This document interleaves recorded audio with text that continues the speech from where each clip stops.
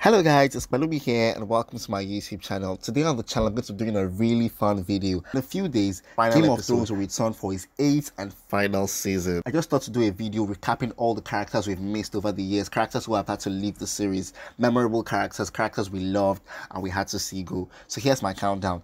Okay, let's dive in. Number 10 is Prince Oberyn Martell. Prince Oberyn Martell was the Prince of House Martell, and he died in season 4, episode 8, when his skull was crushed by the mountain in a trial by combat. He was trying to save Tyrion Lannister, was wrongfully tried for killing Joffrey Baratheon.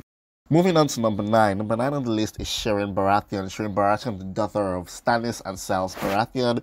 She died in season 5, episode 9. Sadly, very, very painful death. No one deserves to die that way. She was burned alive as a sacrifice to the Lord of Lights, as commanded by Melisandre and the other of Stannis Baratheon. Number 8, Khal Drogo. Now, throughout the entire season 1 of Game of Thrones, only a few people were gifted in battle like Khal Drogo. Khal Drogo was the chieftain of the Dothraki and also the husband of Daenerys Targaryen.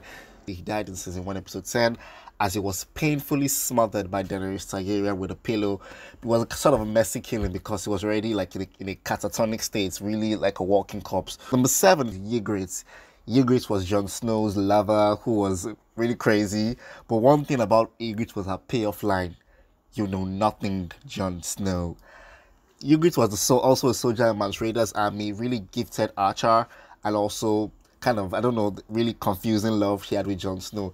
And she was shot with an arrow by Olly the Orphan Boy during the Battle of Castle Black. And seeing that die in Jon Snow's arms, saying that payoff line again: "You know nothing, Jon Snow." Now, number 6, Catelyn Stark. Right from the very first moment we see Catelyn Stark hold on to a Valyrian steel knife, not willing to let go, just so that her son won't die.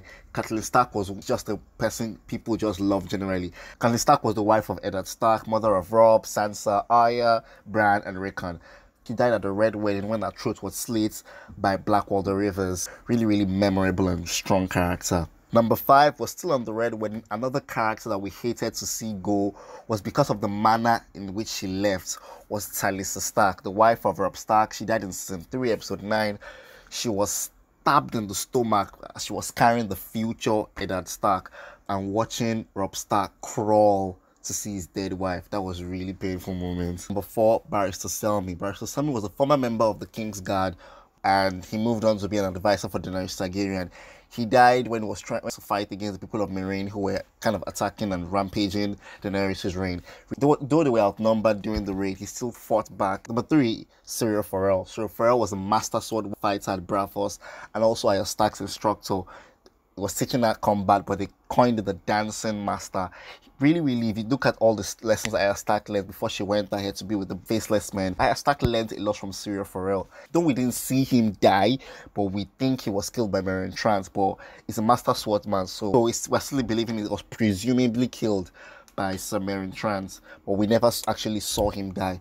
But there's some conspiracy theory here and there that Syrio Forel never died, that Syrio Forel is Jaqen H'ghal, the guy who is the Faceless Man. Yeah, they just have some similarities. They're both from Bravos, they're both good in combat, and they both taught Arya Stark, so we never know. Now, number 2 on the list is Eddard Stark. I know you were thinking he'll be number 1. Eddard Stark was the Hand of the King of the North. He was beheaded by Ilyn Payne at the order of Joffrey Baratheon. What's really annoying about Ned Stark's death is that Ned Stark believes that he who passes the sentence should swing the sword. That's why at the beginning of the series he was the one who killed that guy who ran away from the Night's Watch.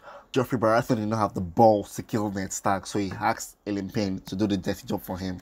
Now to my number 1. My number 1 on the list is Hodor.